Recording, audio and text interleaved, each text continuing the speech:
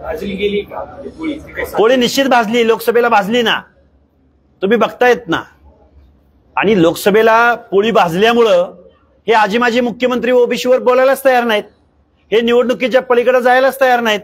मी तुम्हाला एक सांगेन, शरदचंद्रजी पवार हे यशवंतराव चव्हाणांचे मानसपुत्र नाहीत, किंवा आपले पृथ्वीराज बाबा चव्हाण हे जातीय भूमिका घेत असतील, जरांगेंना पाठिंबा देत असतील, तर काँग्रेसनं ओबीसीची भूमिका, ओबीसी बद्दलची भूमिका जाहीर करावी।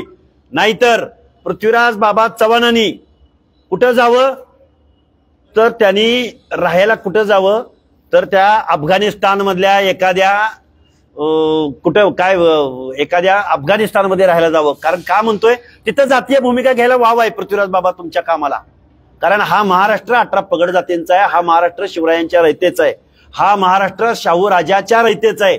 त्यामुळे पृथ्वीराज बाबा चव्हाण तुम्ही वोट सूट लाईव्ह करता आणि जरांगेंना पाठिंबा देता, मग आम्ही ओबीसीनी तुमच्याबद्दल काय भूमिका घ्यायची।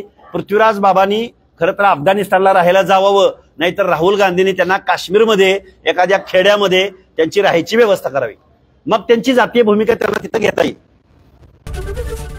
एबीपी माझा, उघडा डोळे बघा नीट।